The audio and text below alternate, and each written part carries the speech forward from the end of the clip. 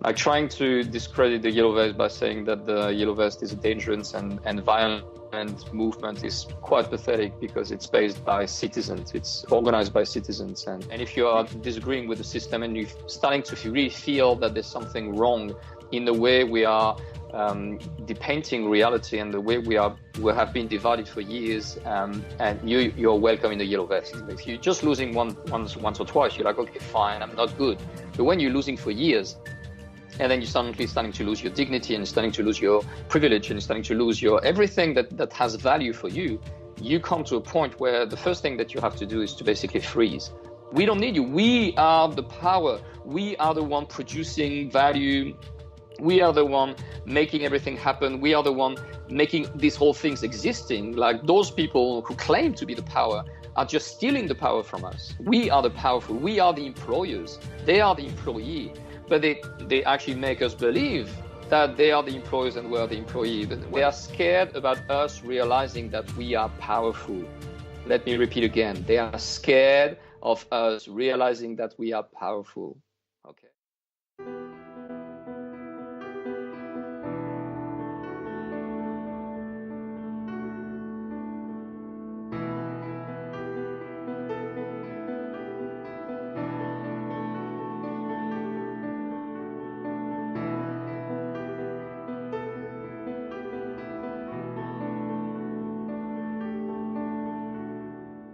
Welcome to Business Game Changers. I'm Sarah Westall. This show, we are going to focus on the Yellow Vest movement in France.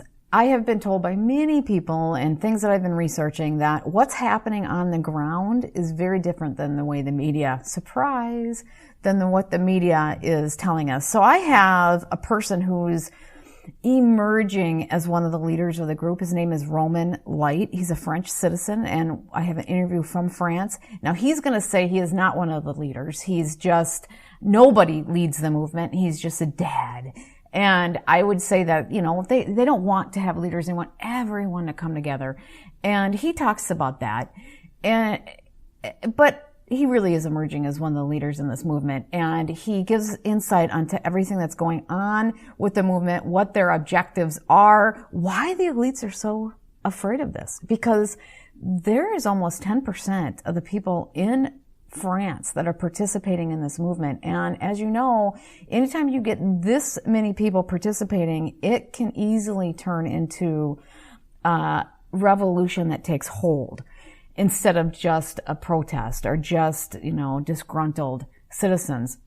And so they're working really hard to push this and to suppress this movement. They're claiming that the movement is shrinking, but in reality, it's growing, which is really interesting. He has a video that he put up on his Facebook that started to go viral, and then they shut it down and really censored it. So I have that up for my Patreons. So if you remember, you can go see it there. I have also added Quiet Weapons for Quiet Wars, the ebook up there, and I've been adding more lately. So I kind of took a break during the holidays, which I really needed, a much needed break. And now I'm starting to really get going again and putting a lot more up there for my Patreon. So you can see that there. And now let's get into my interview with Romain Light. Hi, Romain. Thank you so much for joining the program. Thank you, Sarah, for having me. You have been really active in the Yellow Vest movement in France. And, you know, that movement has been scaring a lot of people worldwide. Why do you think it's having such an impact? I guess like every time there's a movement anywhere on the planet that is challenging a little bit the status quo and that is challenging a little bit the establishment, surprisingly, everyone is using the fear card to basically trying to scare people from that thing. And most of the time, we had the same thing with Occupy. We had the same thing with many peaceful movements, and they're like, oh yeah, they try to discredit the movement, saying like ridiculous things. And yeah, for the people who are looking a little bit further away from what the mainstream media are saying, most of the time they're going to find out that it's literally exactly the opposite of what the mainstream media are saying. Like trying to discredit the Yellow Vest by saying that the Yellow Vest is a dangerous and violent movement is quite pathetic because it's based by citizens. It's organized by citizens. And you can try to qualify citizens as dangerous and violent the way you want, but the truth is that there's mums and dads and kids and old people. Like, if those people are violent, then therefore, like, we're all violent, we're all terrorists. So, and yeah, that become a little bit ridiculous. So when you hear this type of disinformation, you have two choices: or you're going to start to get distrusting everything that is surrounding you, or you're going to start to distrust the media, which are always using the same method to like deter the truth from the people. Well, they're saying that you are very violent, and they're showing pictures of people who are violent, because there are a small percentage, right? Now, do you believe those people who are violent are actually authentic, or do you think they're planted in the movement to discredit you? Yeah, of course. Like, there's like the group is made of people, and in the people, the vast majority of the people are peaceful. But then you can still have some groups of people who can express a form of violence if they want to. But there's two tricks in that situation. The first one is that the media are only targeting images showing violent people in Paris.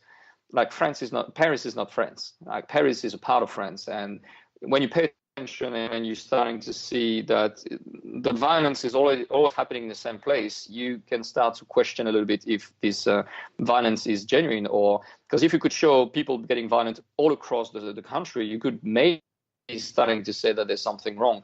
But violence is just a symptom. The reason why people are getting violent is because they are despair. They're getting through despair. I'm not saying that every people who go through despair wants to become violent. I'm saying that, yes, in a way, we've been infiltrated by people who we think, and we have proof of that, have been paid by the government to discredit the movement by like showing weird behavior. The truth is that we are citizens. So if you start to try to summarize the ultra minority and starting to say like 99 other percent, which are all peaceful people, like, are violent, like, you basically lose credibility. The problem is that people who believe media, again, today, we're still believing media today, are people who need to wake up to the truth that we need to take responsibility for what's going on, and we cannot continue believing everything that the media are saying. Well, how large is this movement? It's across the entire country in many cities, and what percentage of people are participating? This number is really hard to define because it's a popular movement. So it's coming from people who are basically fed up with politics, and anyone can become a yellow vest just by wearing a yellow vest. The yellow vest doesn't really believe in political parties, doesn't believe in religion, doesn't believe in union, doesn't believe in division in any way, shape or form, left, right, science, religion, whatever. It's just human beings. We are recognized as human beings, and we want to transcend these really bad habits that we've been trained to believe, that people can be categorized into different groups, and we basically take people for what they are. And if you are disagreeing with the system and you're starting to really feel that there's something wrong in the way we are depicting reality and the way we have been divided for years, and you're welcome in the yellow vest, basically. So it's a very interesting movement because, first of all, there's no leaders. Which mean that the government, which is used to actually deal with people, and this is how they can control people, by making everyone believe that if you are electing a person and that person is going to speak on your behalf, and therefore whatever this person is going to say, you are going to be responsible for that. This is the so-called democracy, and I really speak about so-called democracy because democracy isn't that. Like, it's actually quite the opposite of that, and this is what the people are starting to realize, that there's a real huge trick in the way we've been educated about the way politics should be managed and the way we should play with that game of politics. And most of the French people didn't really get it straight away. Like, the people were just fed up with whatever was going on in the country, and they just decided to, it's like when you're playing with cheaters, playing poker, for example, and you're losing, and then you're losing, and then you're losing and losing and losing. And like, what's going on here? Like, if you're just losing once or twice, you're like, okay, fine, I'm not good. But when you're losing for years, and then you're suddenly starting to lose your dignity, and you're starting to lose your privilege, and you're starting to lose your everything that has value for you, you come to a point where the first thing that you have to do is to basically freeze. And this is what the yellow vest is about. It's about freezing and say, like, just a second, let's have a rational look at the way we are behaving and the way we've been pushed by different tool for years to go in one direction or the other direction, and let's look at the results. And when we look at the result, it's not really good it's not a really good result. And the whole idea is now starting to realize this and starting to come together and say, okay, how can we do things differently? So it's a very it's a very peaceful movement. Like initially, the people just wanted to walk, and that was about it. But the government, which decided to put some oil on the fire, just basically refused to listen. And when you are peacefully speaking to people, and you're facing people which are really heavily weaponized, and those people basically look at you and don't say a word, and suddenly they're starting to march on you and hit you hardly and sending you bombs and tear gas and hitting your kids and your older people, your elders. You're like, what the hell is going on here? And this is a massive awakening about the true nature of what we call this so-called democracy, which is basically a governance based on, if you agree with us, we're going to call you citizen, but as soon as you disagree with us, then we're going to show you who's the boss. And that's the massive awakening that is going on in a French country, because a lot of people were asleep about the true nature of this so-called democracy.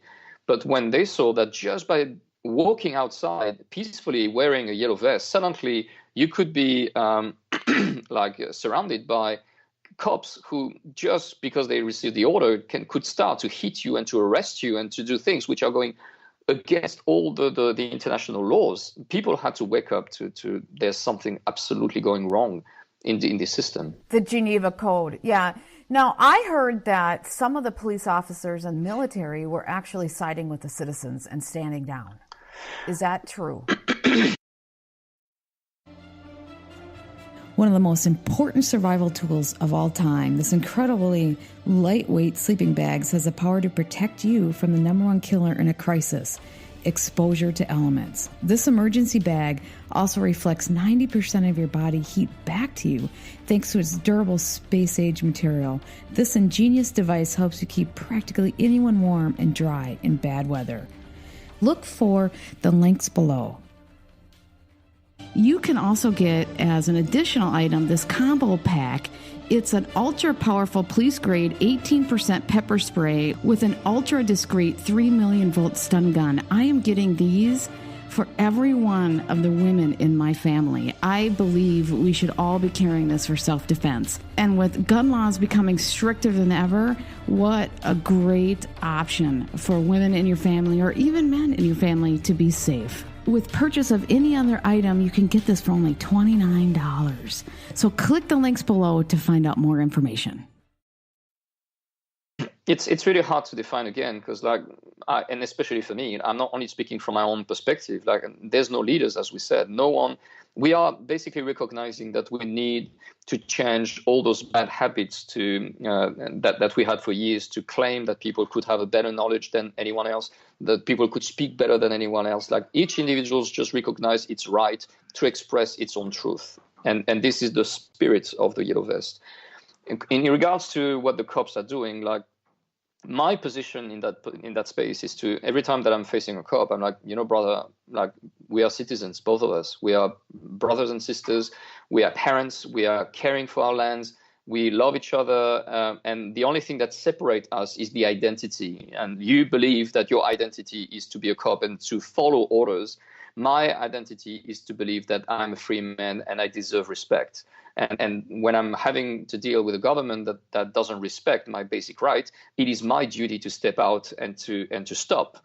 I respect what you're doing, but if we're on the same page, maybe we should actually think about a better way to deal with each other. So I never really had any issue with cops. I just know that I'm not expecting to have a discussion with most of them. Some of them are really open to that. Some of them just look at me and say, you know what, I'm exactly in the same position. I'm a yellow vest. The only thing is I signed up a contract, and in that contract it says that if I'm not following the orders, I can lose my job, I can lose my pension, I can lose everything. And my role is basically to come back to that guy and say, buddy, that's exactly where I'm at already. But I decided to step out of my comfortable zone because we have much more to lose if we are not, if we're just following what we've been programmed to do, then just stepping out of that system and take the courage to inspire others to do the same. Well, what would you say is the main reasons, the trigger points that got people out there on the streets? Because there always is a little bit something that triggers people. Was it the gas tax that triggered people? Or is that a media narrative that's not true? The gas is just the the drop that makes everything overflow. Like the glass was already overflowed, and just put the excess drop. Like we only needed an excuse. I'm often talking to a lot of people who said, like, but like that president actually insulted the French people many times over the years. And I was actually surprised to hear the people not saying anything. And me too. I was like, oh, wow, that's the first time that we have such an arrogant prick president, that a 40 years old guy paid by the Rothschild. Oh, he said that, like, just look at it. Like, he quotes like French are psychopaths, or French are paranoid, or French are lazy people, or French are like, if you take over a year and a half, like, this man has insulted his own citizen more than any other president in the whole 60 years. And that's, again, what the mainstream media will never mention. Like, they never mention like all the stupid thing that guy did. And I call him an arrogant prick because Macron was completely unknown a year and a half before he has been elected. So, like, we're not stupid. We know that we are dealing with a corrupted system that is deeply corrupted, the same way the whole world is. Like, in America, it's the same. In England, it's the same. Like, it's a kind of like secret that everyone knows. Like, and we are coming. So, to answer your question, we are coming to a point where humanity needs to wake up and humanity needs to come together. And we were waiting this moment for years. We thought we had that thing starting with the Occupy movement, and this brought a lot of hope to the world. But the thing is that the governments are very sneaky, and they understand exactly how to divide and how to separate people. And the people are naive enough to believe that that's okay to be separated, because they're just genuine and naive people. The French have learned a lot about a previous mistake, and now they're strongly determined. Like, I think if Macron was a little bit more experienced, he would basically say, okay, guys, I understand you. You need to reduce the tax, not a problem. We're going to reduce the tax. The people would get back home. They would just get back to their misery and miserable life, and that would be fine. But the thing is that he has been stupid enough to say, like, fuck off. Sorry for excuse my French. And the people basically escalated. And the more they escalated, the more he sent violent people. And now we have, I don't know if people realize, but last weekend we had 3,000 peaceful protesters who has been arrested. 3,000. Like, when we arrived to those, they were not doing anything. They were just getting out, and you have hundreds of videos online for the people who are clever enough to look beyond the mainstream media and just look for the truth and not just what they want to hear. There's hundreds of hours of videos showing peaceful people, like, walking with their hands up, being smashed, being beaten up by cops. We have even videos showing people who just have a chat, and suddenly cops are coming and throw a bomb to them, like dispersion bomb, which are exploding in their foot. And how do you justify that? Like, based on whatever belief system that order needs to be prevail against freedom of speech or freedom of movement? Like, where in our mind did we allow this to happen? And the truth is that every democratic system based on voting and giving away your right to stand for your own power has the roots of this kind of event. And we saw that during the Second World War. Let's never forget that Hitler has been elected. Let's never forget that. Like, the representation based on I am voting for my masters has the seed of this possible outcome. And I think this is what the French people are going through now. And this is my message to the world about the referendum initiative by the citizen. Well, Hitler, the first thing he did is disarm the people, got rid of the guns. You are a disarmed nation. Do you believe that gives the government more arrogance, more confidence to just do what they want on the people? I guess it's not really a matter of that, because I think it's stupidity who really give the power to governments to believe that people will basically, like, what they don't understood is that people go into a space of despair. And despair is something that most of us are afraid of. But it's a huge amount, it's a huge energy. It's a beautiful potential of energy, because when you are despaired and you have nothing to lose, this is where real transformation and transmutation can happen in society. And that young man, that Macron, that was entirely unknown a year and a half ago, and suddenly has made, I think, 25,000 first page of news, to suddenly become elected by, I think, about 25% of the population. Like, media are always saying, oh, he got like 40% of the electors. Yeah, but it was 40% of 40 or 50% of people who voted. So only 25% of the whole population voted for that guy, which means that 70... Do you believe the results? Because some of the reports I saw was that election was fixed in France. Was fixed? What do you mean fixed? It was rigged. It wasn't a true election. Like, he was placed there. Is that true? Of course he was placed there. This guy was completely unknown a year and a half, 2 years before, and he's an ancient banker from the Rothschild. And we already had in our history, like Pompidou in the 60s, like just after de Gaulle has been elected, and he was an ancient banker. Giscard d'Estaing, which just came after him, was also working for the Rothschild. And as a coincidence, Mr. Macron used to work for the Rothschild Bank and just pop up out of nowhere. And I think people are just fed up with that thing. It's so obvious. It's ridiculous. People don't want that. But my question is, now, did he win because they put a lot of money behind him and smacked him over all the newspapers and just manipulated the people? Because that's something they can do. They have the power to just get every newspaper to put him on the front page, and then he wins because of the exposure. Or did they actually fix votes? Maybe both. Like, who knows? I cannot say anything about that. But the truth is that France, the whole media, I think 98% of the French media are controlled by 9 billionaires.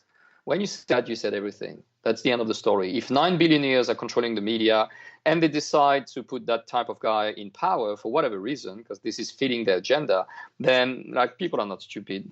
Like, we know that those billionaires doesn't have our own interests as a priority, like, because we are people who are having that connection with the land, that connection with that country, with that history, and we are the one paying for the consequences of their mistake. So we know what we have to lose, where those people are like parasite, making huge money on people's ignorance, and we are getting out of that comfortable zone and starting to reconnect to each other, and stopping like to use those multimedia like TV, mainstream media and social media to go out and starting to recognize each other as brothers and sisters. And this is the beautiful things of the yellow vest, is that anyone can just wear a yellow vest, go out, speak to people, and suddenly say, oh, like, we're all human beings, and we agree to disagree, and that's perfectly fine. We don't have to be enemy. We don't have to like put ourselves into boxes and like bitch at each other, because this is pathetic. This is not like how adults are working. But the job of the media for years was to actually separate and divide and conquer. And this has to come to an end. Is the movement growing, or is it slowing down? I mean, are they being successful? The government's successful at slowing down this movement?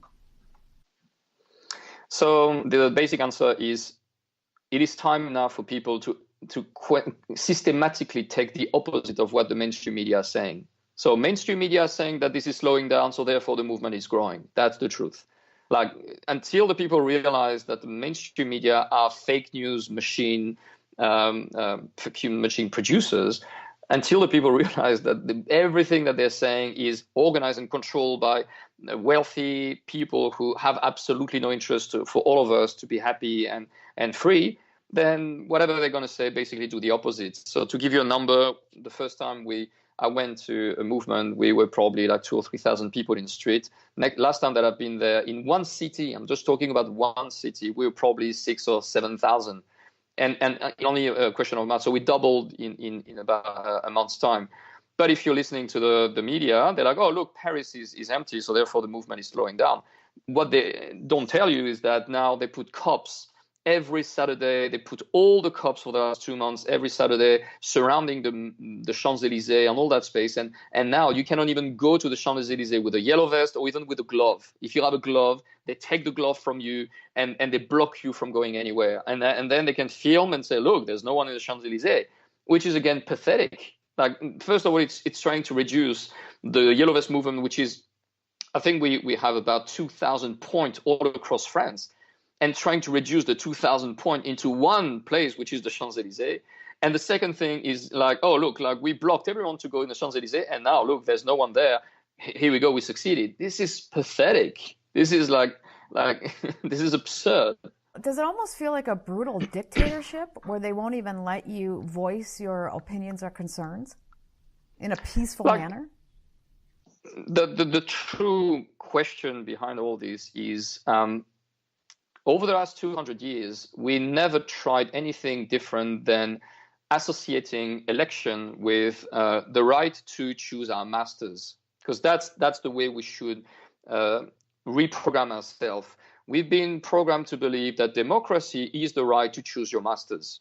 Okay, that's what we do. We elect people who are going to speak on our behalf. If we study a little bit this practice in a social matter, what makes human beings wise? It's the decision that they make and the fact that they're facing the consequences. When we are electing someone, we are basically giving the right to people who will not make decisions on our behalf to avoid facing the consequences of their decisions. We, the people, will face the consequences of their decision. If someone elected makes something stupid economically, it's the people it's the people taxed who are going to pay for that mistake. If someone elected decides to send people in war, he's not going to go to war. He's going to send his citizens going to war.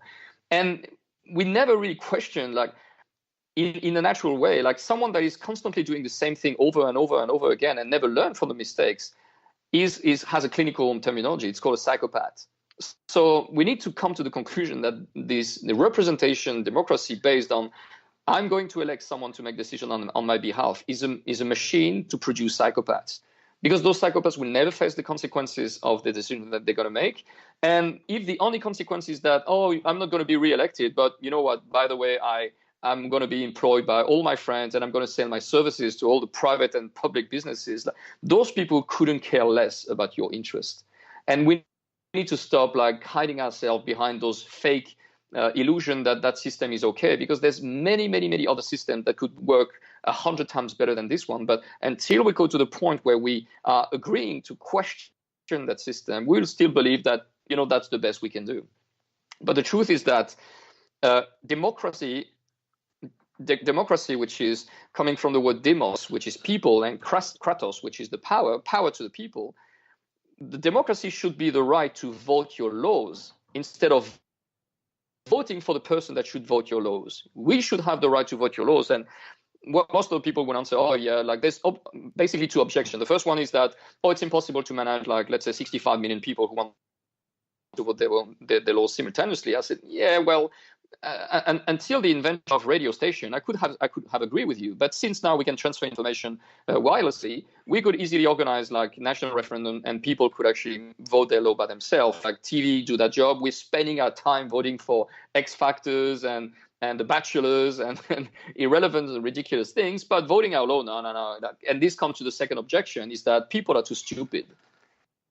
Like people are not wise enough. People are too stupid. I mean, you have to stay informed in order to have a functioning, we have a republic, right? Representative republic. But in order to vote on things, you have to stay informed. You have to know and here in this country, we had two major universities, two professors one from Stanford, one from Northwestern universities that came together and they did a study, they led the study. And it showed that no matter who you put in office, I think it was 85%, I don't remember, but it was around that, of the time they don't vote with the will of the people. So it doesn't matter who you put in office, they're always voting the same, and it's not with what the people want. So exactly. So why are we continuing? I don't know. That's the whole point. But the only way they can continue this is to keep people very ignorant and sidetracked. Because anybody that has a brain that's aware of that is like, wait a minute, I don't want this. And so it seems like that's what you're getting, enough people that are starting to be aware, that are saying, I might be completely opposite politically than you, but I still want our voice to be heard, not just whatever they want. Yeah, exactly. And that's exactly what true democracy is about. It's about every voice matter. It's not just about the one that you chose to represent yourself that matter. We all matter, because when you study a little bit the Constitution, like first of all, the Constitution, for those who doesn't know what it is, the Constitution is the highest supreme text of laws that is controlling the whole legal system. Like if this is the highest supreme text of law and that everyone should be afraid of it, and especially the people in power, who should write this Constitution? Does the power should write the Constitution, or does the people should write the Constitution? Well, some people say that we're actually a business, and that the structure of our country has moved away from a democratic republic to an actual corporation. I'm sure you've heard that. And that what we do and say doesn't matter, because we don't have the power, and that we have been lied to for decades, that we're still running under a representative republic. What are your thoughts on that? Oh, my thought is very simple. Like, we are facing a system and we're trying to fight humans.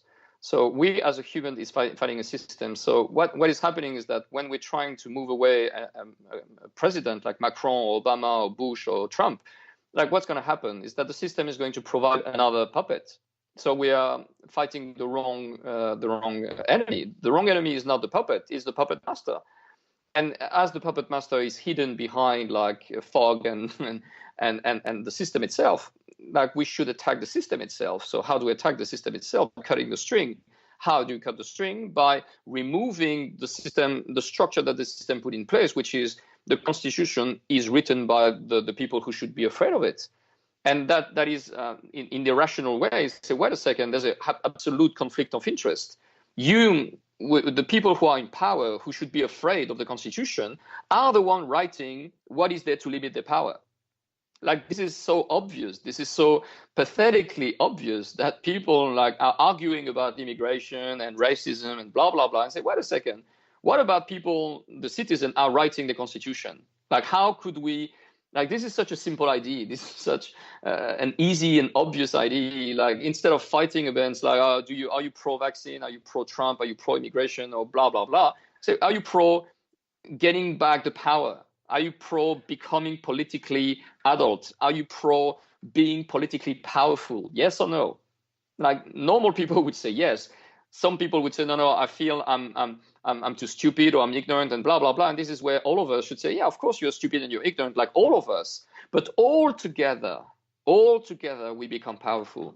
Like, we admit that powerful people are surrounded by a huge team or a huge gang of people who are there to give them advice and everything.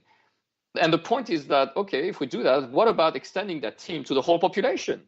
Because we admit that one person is not capable of making the decision on anyone's behalf, so therefore he needs a team to surround him. What about we become the team? What about we decide and remove that person that is just a symbol? It's just a mirror of us, and say, like, get out of there. We're going to make the decision because we don't need you. We don't need you. We are the power. We are the one producing value. We are the one making everything happen. We are the one making these whole things existing. Like, those people who claim to be the power are just stealing the power from us. We are the powerful. We are the employers. They are the employee. But they actually make us believe that they are the employers and we are the employee. But wait a second, like, if the people stop working tomorrow, like, what those people in the White House are going to do? Like, are they even capable of cooking an egg? Are they capable of washing their clothes? No, they're not. Like, we are the one making everything for them, and we are like naive enough to believe that they are the one in power. So the whole Yellow Vest movement, through the referendum initiated by the citizen, the RIC, referendum initiated by the citizen movement, came to the conclusion that we need to get our power back. How do we get our power back? It's basically starting with a petition that will collect, let's say, 1% of the population, where people will sign up. Let's say 1% of the population wants to change something in the Constitution. And we need to have the constitutional right to trigger a national referendum from our own initiative. And if this referendum said yes, then the law is automatically applied to the Constitution. We shouldn't have to ask permission to the government to say if you agree with that. Why? Because he should be afraid of it. So he's not there to tell us what to do, what to think, how to think it. He should basically say, if I am really gaining my power from the people, which is the definition of democracy, so therefore, if the people decide something, it is not my business to say what I have to say about it. It is not my business, because if I'm saying that, then therefore, I cannot claim to gain my power from the people. What do you think about, I agree with you, but what do you think about the pushback saying that it takes, when it comes to economics or it comes to, healthcare or something, it takes a little bit more, I'm an astute individual who's studied for many years to understand the dynamics of it. And if we just had the people do it, then they would be making ignorant decisions that would hurt us ultimately. Great. That's a very great point. So therefore, let's be sure that we're not going to have stupid citizens. That's the point. Instead of saying, oh, we have stupid people because we make them ignorant because we could manipulate it better, then if we want true democracy, then therefore we need to have real educated people. So we need to think vice versa. We shouldn't come from the statement that, oh, that's the situation. Say, that's fine. We all were a baby one day and we all were ignorant. And what we did is that we made mistakes. And through the mistakes, we learned. Like the whole idea is to put in place a system that will guarantee that the mistake will be like mild, like we're just going to slow down a little bit the mistakes so we can learn in a safer way and grow all together. Well, one thing that I've heard that I actually kind of agree with is that, people that are making the decisions are so motivated by greed and selfishness that it's a kindergartner could do a better job as far as meeting the needs of the people. So I'm not sure if we would take a step backwards by doing that, but I do think that if we had people who were actually looking at the true needs of the people and experts would be better, but we're so far from that, it doesn't matter right now. I don't believe in experts. I believe that every human being needs to learn from their own experience, and that common sense is what is connecting every human being on this planet. Why? Because we all have something to lose. As I said before, if you're creating a machine that creates psychopaths, which will never face the consequences of their decisions, that's where the risk is. When people love their country, love their children, and they have something to lose, that's when they're going to make decisions based on, wait a second, my voice is now going to worth something. So therefore, before making my decision, I will make the research that I need. And that's not rocket science. When you made your study, do you just pick your university like this and say, okay, I'm just going to try that because I don't have anything to do? No, you didn't know what you didn't know. So you actually make sure that the university that you're going to choose is going to be the best one, has the best knowledge, the best education. When you bought your car, you did the same thing. You didn't know what it was, or maybe you didn't. Maybe your husband did that. And you made some research on the brake, the quality, the brand, the economics and everything. And you learned because if you buy the wrong thing, you're going to make a bad investment and you're going to have consequences. Politics is the only aspect of our society where we are not even allowed to even express ourselves and express that we maybe are not that stupid and that we can make decisions. So we need to separate on one side the administration of the country, which is basically like government employees who are making sure that the machine is running, and that's fine, from the legislative and executive aspect, which shouldn't belong to anyone else than the whole people themselves. And this is what the French people are starting to realize, is that we've been naive enough to believe that we shouldn't have to make a system that is 200 years old. Like our so-called representative democracy is 200 years old and hasn't changed at all. Like in 200 years, we are not using pigeon to send mail, like we're using internet, we're using phone. We are not using horses to travel the country, we're using plane. But when it comes to politics, no. The politics has the president, has the chambers, and don't touch it. Wait a second, guys. So what do you think is the outcome of this? Do you think that you're going to have a ripple effect across the world? I mean, what do you think? Yes. Because this is a scary movement. I just had somebody the other day. Why scary? Yeah, well, I had somebody, not scary for me, but scary for the people in power. I had someone the other day who has really connected, saying this is the movement that they're scared of. And so I think first of all, a lot of people need to hear that the referendum initiated by the citizen is the enemy that the elite is scared about. It's not about us. They couldn't care less about us. They are scared about us realizing that we are powerful. Let me repeat again. They are scared of us realizing that we are powerful. Okay? So when the cat is out of the box and we're like, no, we just remember that we're powerful and that all together we are a billion times stronger than them. And we remember that, oh, okay, so they tricked us to make us believe that by electing someone and choosing someone, we were actually, it would be easier for us, and that's how they get us. They get us by laziness and by fear. Well, they divide us. They make sure that people are ignorant. I mean, there's plans. Not everybody's in on those plans, but people who are enough to actually make a dent and actually, because in the United States, we are really dumbed down. I'm just telling you. Yeah, and that's a message that I often say to, because I hear that every day. Like all the interviews that I'm making, I say, oh no, in Canada it's different because we're dumbed down. Oh, in America it's different because we're dumbed down. Oh, in Germany, it's different because we're dumbed down. And I'm like, guys, we're all eating the same McDonald's. We're all watching the bullshit series on TV. We're all controlled by the same banking system. We all have the same legal strategy. We all vaccinate our kids following the same agenda. If you truly, again, believe that your country is different from the others, think again. It's a global system. I've had people here who I've interviewed that said they went to France, and the average taxi cab driver is more educated than somebody who graduates from college here, because we are that dumbed down. But maybe it's because everybody's so much more pessimistic. I can tell you, we have a lot of stupid people, and that's not the point, because you know what? I love stupid people. They're not stupid. I don't care if you're stupid or not stupid. They're ignorant. What I dislike is people who are claiming to do things for your own good and use your naivety to betray you. That's the thing that I'm afraid of. And this is the whole political system, the fact that people are making money by being elected. Like, there's obviously a conflict of interest. It's like being a doctor and being paid if you're prescribing X amount of chemotherapy. This shouldn't exist. This is the most ugly thing that could exist, that you have, like, you're paid to give X amount of vaccines, or you're paid to give X amount of, like, anyone that has a tiny little bit of brain would say, like, buddy, this is not ethic, this is not moral. And we accept for 200 years that people could claim that they're going to want to control the country for your own good, where, like, good people are good people. Good people don't care about others. They don't want to control others. Sorry, it's not that they don't care about others. They don't want to control others. They just want to care about the people. They just want to do what can make people better, but they don't want to control anyone.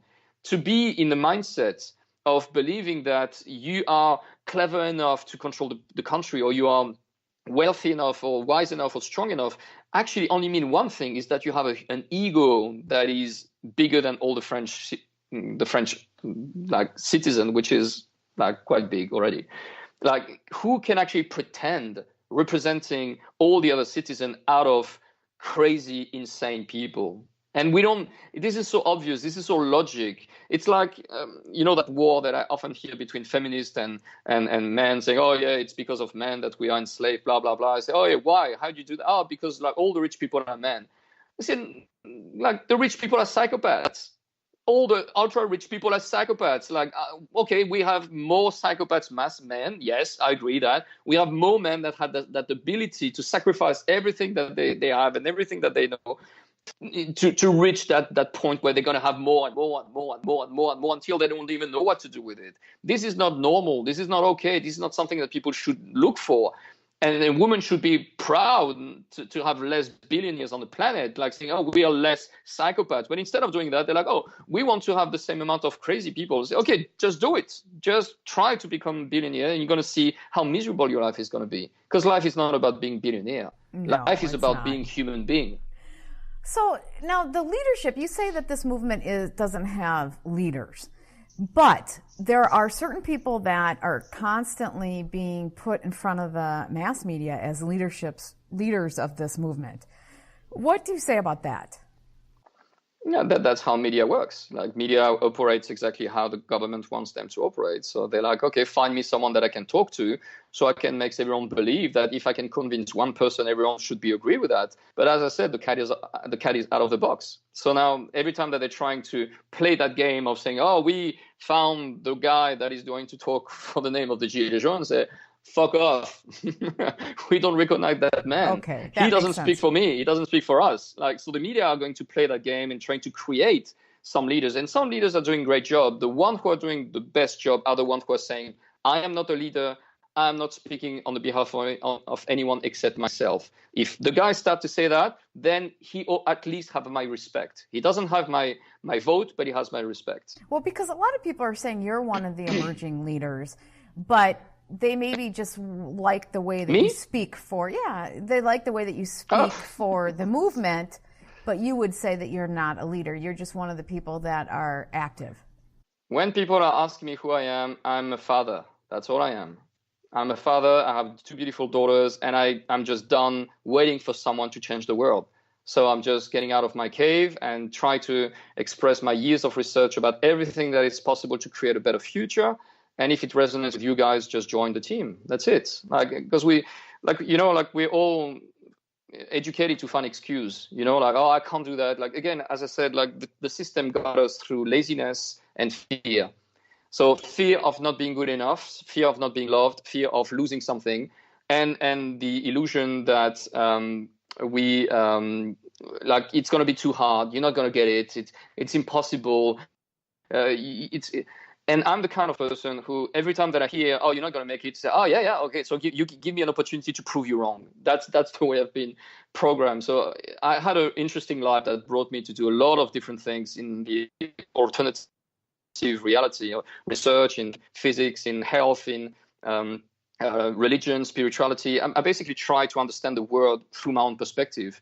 And now that I'm just turning 40, I know I look a little bit younger, but I'm just turning 40. I'm coming to the point where I'm like, here, I just would love to share my word with the world. I don't look for fame. I don't look for power. I would be so happy to just stay in my side with my family. But the world is going in such a bad direction that someone has to step out. And one day I just look at the mirror and I realize that I was someone, and that you are someone, and that all the people who are listening today are someone.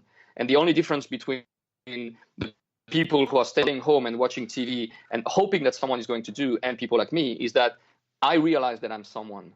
So I'm just waiting for more people to realize, buddy, you are someone. You're not perfect. I am not perfect. You're not educated. I'm not educated. I know stuff. I know other stuff. That's not the deal. It's about all coming together and realize that we are one. We are all together, and we are powerful together. So thank you for saying that I am a leader, but I please, guys, I'm not a leader. I want all of you to become leaders. I want all of you to show to yourself, to your family, to your parents, to your ancestors, to your kids, to your grandkids who are not yet there, who are all looking at you right now, that you're worth it, and you're capable, and we're powerful, and we're strong, and we're going to make it. Well, how can people join this movement? How can they get involved?